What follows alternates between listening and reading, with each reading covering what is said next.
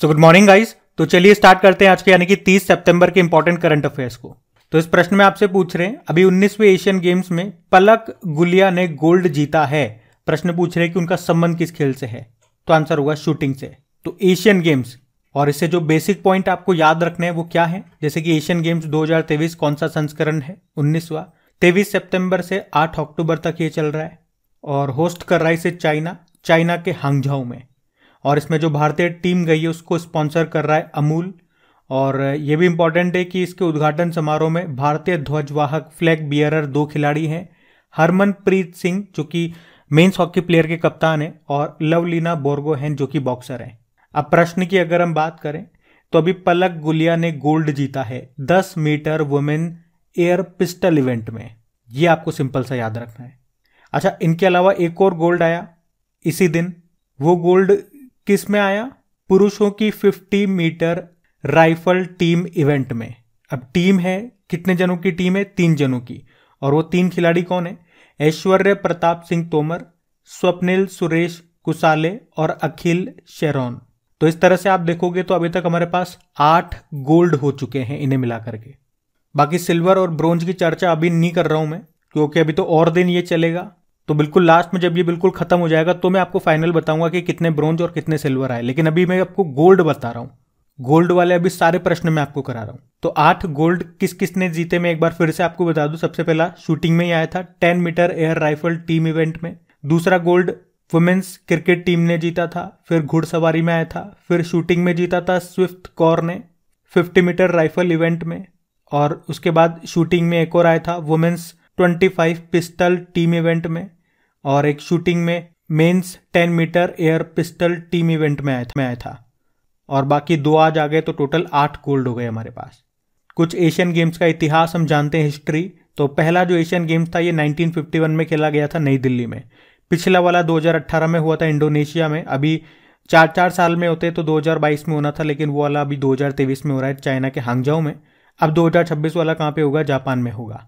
और आप नोटिस करोगे एशियन गेम से ये जो बेसिक्स है ये मैं आपको बार बार रिवाइज करा रहा हूं ताकि ये आपको याद हो जाए एंड तक। अभी हम बढ़ते हैं आगे। चलो फिर बताओ, हाल ही में देश के पहले कार्टोग्राफी संग्रहालय का उद्घाटन ये कहां पे किया गया? तो आंसर होगा मसूरी में। तो अभी विश्व पर्यटन दिवस जो हमने मनाया 27 सितंबर को, तो इसी मौके पर उत्तराखंड के मसूरी में देश के पहले कार्टोग्राफी संग्रहालय म्यूजियम का उद्घाटन किया गया। ये संग्रहालय जिस जगह पे बना है ना, वो पहले सर जॉर्ज एवरेस्ट का घर हुआ करता था, जिनके नाम पे दुनिया की सबसे ऊंची चोटी माउंट एवरेस्ट का नाम रखा गया है। तो इस संग्रहालय को अब क्या कहोगे आप? जॉर्ज एवरेस्ट कार्टोग्राफी संग्रहालय। अच्छा, कार्टोग्राफी संग्रहालय हम बोल रहे हैं, लेकिन ये शब्द क्या है? क्या मतलब हो गया इस कार्टोग्राफी का? तो किसी महाद्वीप, देश, राज्य या भौगोलिक स्थान का नक्शा बनाने की जो कला होती है उसे कार्टोग्राफी कहते हैं। इसे हिंदी में आप मानचित्रण भी कहोगे। अच्छा, अब आप लोग तैयार हो जाओ, क्योंकि संग्रहालय यानी कि म्यूजियम से संबंधित आज तक जितने भी करंट अफेयर्स में आपने प्रश्न पढ़े हैं पिछले 1-1.5 साल में, वो सारे मैं आपको एक साथ यहां पे कराने वाला हूं। मतलब पिछले 1 से 1.5 साल का निपटारा इस प्रश्न में हम करने वाले हैं। तो तैयार हो? तो देखो, पहला ऑन साइट स्थल संग्रहालय ये बनेगा कहां पे? तमिलनाडु में। तमिलनाडु के थुथुकुडी में आदिच नल्लेर स्थान पे। आपको याद है उत्तर प्रदेश के अयोध्या में बनेगा मंदिर संग्रहालय। और देश का सबसे बड़ा म्यूजियम ये भारत में ही बनेगा नई दिल्ली में। मोदी जी ने इसकी घोषणा की थी और इसका नाम भी रख दिया युगे युगीन भारत नेशनल म्यूजियम। वैसे हड़प्पा संस्कृति का सबसे बड़ा संग्रहालय कहाँ बन रहा है? हरियाणा के राखीगढ़ी में।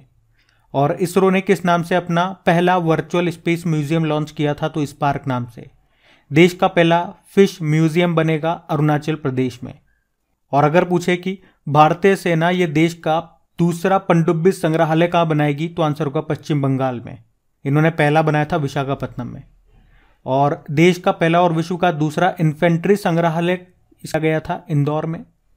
और अगर पूछे कि भारत का पहला डिजिटल फूड म्यूजियम ये कहां पे खुलेगा? तो आंसर होगा तमिलनाडु के तंजावुर में। और भारत का पहला लेबर मूवमेंट म्यूजियम श्रमिक आंदोलन संग्रहालय ये खुलेगा केरल के अलापुझा में। भारत का पहला मैरीटाइम म्यूजियम समुद्री संग्रहालय खुलेगा गुजरात के लोथल में। और भारत का पहला ओपन रॉक म्यूजियम ये खुला हैदराबाद में। वैसे एक म्यूजियम डे भी होता है, इंटरनेशनल म्यूजियम डे, वो 18 मई को मनाते हैं।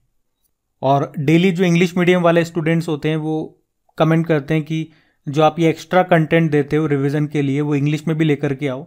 देखो पहले तो मैं क्लियर कर दूं, इसमें कोई शर्म वाली बात नहीं है कि मुझे इंग्लिश आती नहीं है, क्योंकि जिस लैंग्वेज में मैं कंफर्ट फील करता हूं मैं उसी में चीज़ें बताता हूं आपको। और थोड़ा बहुत जो भी अंग्रेजी मुझे आती है वो मैं बीच बीच में आपको बता देता हूं अगर आता है तो इंग्लिश में तो मैं आपको पढ़ा सकता नहीं हूँ। ज़बरदस्ती मैं कुछ बताऊंगा गलत हो जाएगा, क्या फ़ायदा, क्योंकि न तो ज़बरदस्ती हम पढ़ सकते हैं न ज़बरदस्ती हम पढ़ा सकते हैं। लेकिन फिर भी आप लोगों के रिक्वेस्ट पे मैंने जो ये शीट्स होती हैं मैं इंग्लिश में आपको करके दे रहा हूँ। अब ये कैसे मैंने आपको इंग्लिश में कन्वर्ट करके दिया है, क्योंकि मुझे तो आती नहीं है, तो मैंने गूगल का उपयोग करके इसको ट्रांसलेट करके आपको दिया है। तो प्लीज़ एक बार आप पढ़ोगे तो आपको पता लग जाएगा, आपको तो अंग्रेजी आती है क्योंकि ये ट्रांसलेशन में भी कई बार मिस्टेक कर देता है। अब मिस्टेक कर देता है तो मुझे तो पता नहीं चलेगा, लेकिन आप लोगों को पता चल जाएगा। इसीलिए मैं आपको पहले ही वार्न कर रहा हूँ कि हो सकता है कई जगह आपको ट्रांसलेशन में मिस्टेक मिल जाए, क्योंकि पहले मैं ट्रांसलेट किया करता था ऐसे, लेकिन फिर उसमें भी बोलने लग गए कि गलत शब्द हो रहे हैं, ये हो रहे हैं। अरे भाई मुझे आती ही नहीं है, मैं कह तो रहा हूँ, मैं एक्सेप्ट तो कर रहा हूँ ये चीज़, फिर भी अगर आप कह रहे हो तो मैं ट्रांसलेट करके दे सकता हूँ, और तो मैं क्या करूँ। ठीक है, तो अब ये रिविजन वाली शीट जो होगी हिंदी में तो मैं आपको बताऊंगा, क्योंकि मैं इसी में कंफर्ट फील करता हूँ। उसके बाद ये इंग्लिश वाली शीट होगी, मैं लगा दूंगा, आप चाहो तो स्क्रीनशॉट वहाँ पे ले लेना या उसको पॉज करके रीड कर लेना।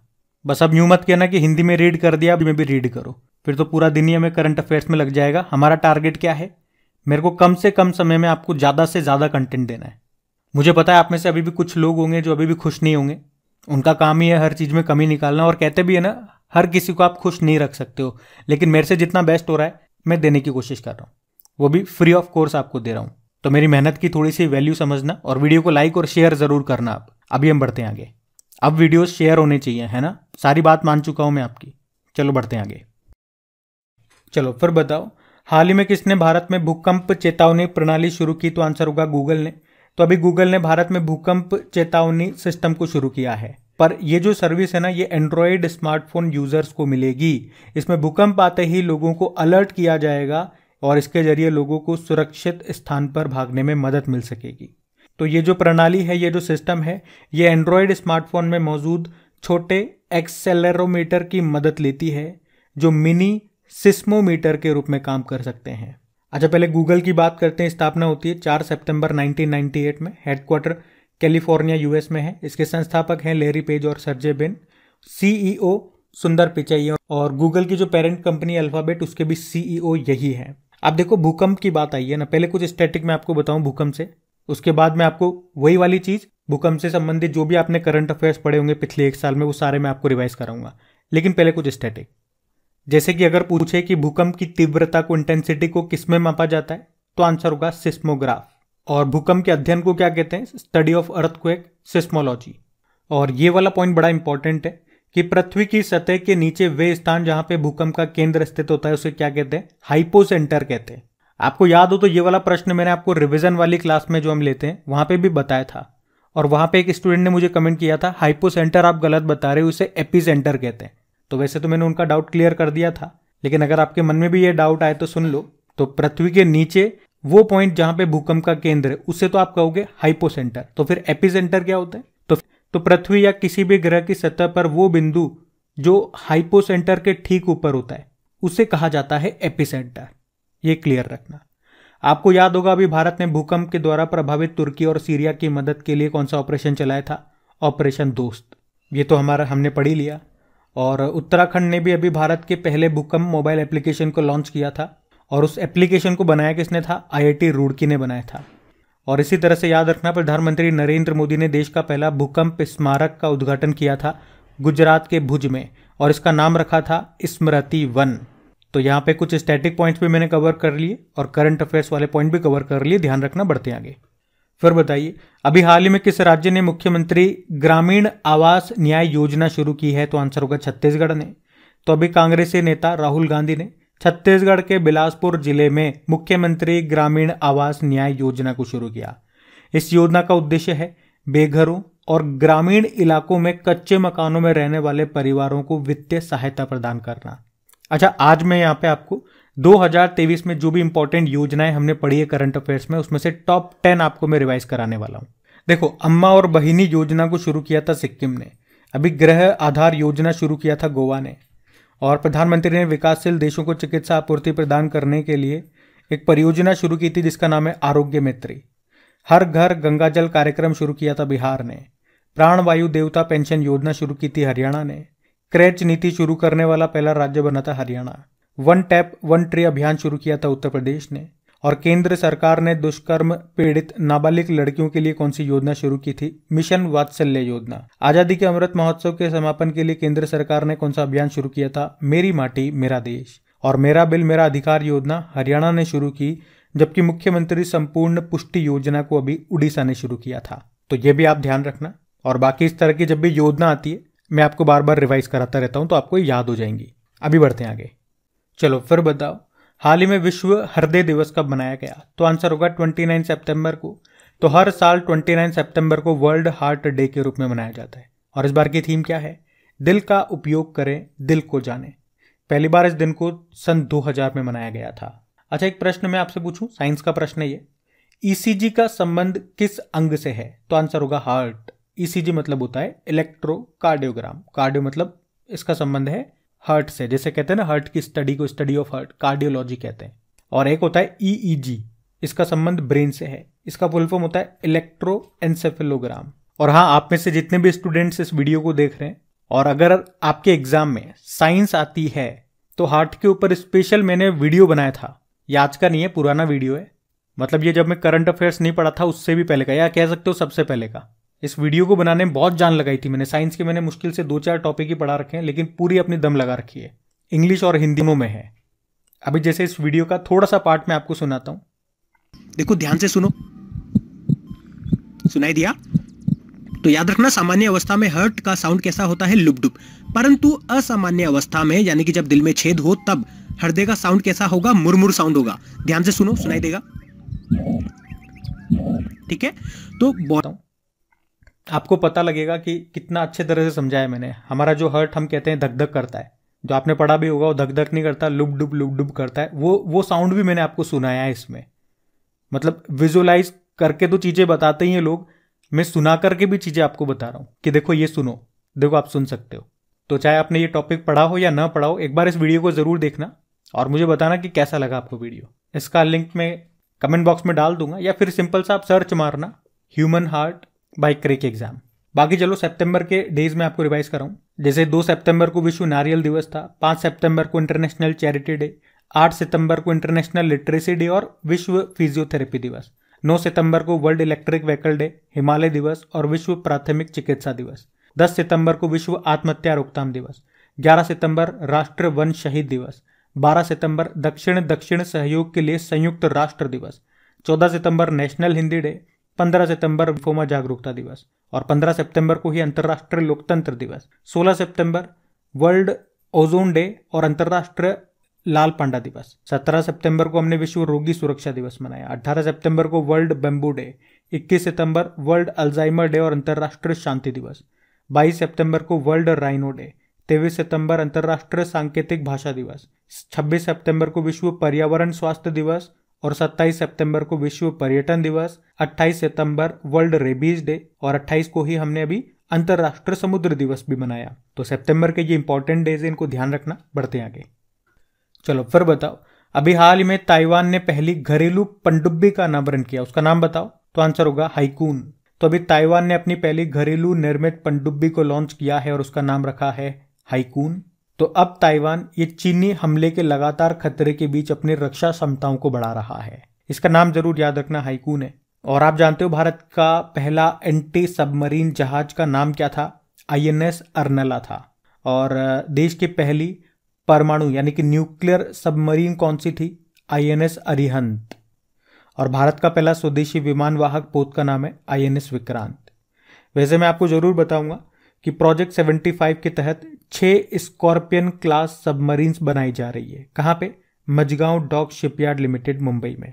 किसकी मदद से? फ्रांस की मदद से। 6 के नाम क्या है? INS कलवरी, खांडेरी, करंज, वेला, वागीर और आखिरी है वागशीर। तो इनको भी मन में रखना थोड़ा सा। बढ़ते हैं आगे। चलो फिर बताओ, हाल ही में किस राज्य ने मुख्यमंत्री अल्पसंख्यक उद्यमी योजना को शुरू किया? तो आंसर होगा बिहार। तो तो अभी बिहार सरकार ने अल्पसंख्यकों को स्वरोजगार देने के लिए ये मुख्यमंत्री अल्पसंख्यक उद्यमी योजना शुरू की है। तो इस योजना के तहत जो भी अल्पसंख्यक लोग हैं उन्हें 50% सब्सिडी के साथ 10 लाख रुपए तक का लोन दिया जाएगा। अब इसको शुरू किया बिहार ने, तो ये रहा मैप में बिहार। देखो उसकी कैपिटल पटना हो गई, मुख्यमंत्री नीतीश कुमार और गवर्नर है राजेंद्र विश्वनाथ अरलेकर। आप जानते हो दुनिया का सबसे बड़ा विराट रामायण मंदिर ये कहाँ पे बन रहा है, तो आंसर होगा बिहार में। कब तक बन जाएगा, 2025 तक। और अगर पूछे कि सीबीडीसी का उपयोग करने वाला देश का पहला नगर निगम ये कौन सा बना, तो आंसर होगा पटना नगर निगम। सीबीडीसी मतलब जो ई रुपया है। अभी बिहार के मरचा चावल को जीआई टैग भी मिला था। थावे महोत्सव ये मनाया गया था अभी बिहार में। और देश के सबसे बड़े रबड़ डैम का उद्घाटन कहाँ पे किया गया था, गया बिहार में। और भारत का पहला और एकमात्र डॉल्फिन वाइल्ड लाइफ सेंचुरी आपको मिलेगा बिहार में, जिसे कहते हैं Vikramshila Gangetic dolphin wildlife sanctuary. और अगर पूछे कि भारत का पहला नेशनल डॉल्फिन रिसर्च सेंटर ये कहाँ पे खुला जाएगा, पटना में। और बिहार दिवस कब मनाते हैं हम, 22 मार्च को, जब होता है वर्ल्ड वाटर डे भी। बिहार में आपको एकमात्र नेशनल पार्क मिलेगा, वाल्मीकि नेशनल पार्क, जो कि एक टाइगर रिजर्व भी है, ये भी ध्यान रखना। बढ़ते हैं आगे। फिर बताओ अभी हाल ही में इंडस ऐप स्टोर को किसने लॉन्च किया, तो आंसर होगा फोन पे। तो अभी फोन पे ने अपना मोबाइल एप्लीकेशन स्टोर लॉन्च किया है, उसी का नाम है इंडस ऐप स्टोर। ये 12 स्थानीय भाषाओं में लॉन्च हुआ है। एक्चुअली में प्ले स्टोर के कंपटीशन के तौर पर इसे लॉन्च किया गया है। प्ले स्टोर तो आप जानते हो जहां से आपकी जितनी भी मोबाइल में एप्लीकेशन है वो आप वहीं से डाउनलोड करते हो। जैसे अपनी क्रैक एग्जाम एप्लीकेशन हो गई, उसको भी आपने प्ले स्टोर से तो डाउनलोड किया है। और प्ले स्टोर किसका है, ये गूगल का है। तो आप कह सकते हो कि गूगल की इस मोनोपोली यानी कि एकाधिकार को खत्म करने के लिए भी फोन पे ने इसे लॉन्च किया। और मैंने मोनोपोली क्यों बोला, क्योंकि आप देखोगे जितनी भी एप्लीकेशन लिस्ट होती है वो प्ले स्टोर पे ही लिस्ट होती है। और फोन पे ने अभी कहा कि भाई हमारी जो ये इंडस ऐप स्टोर है इसमें 1 साल के लिए जो भी ऐप लिस्ट होना चाहे हम उसे फ्री में लिस्ट करेंगे।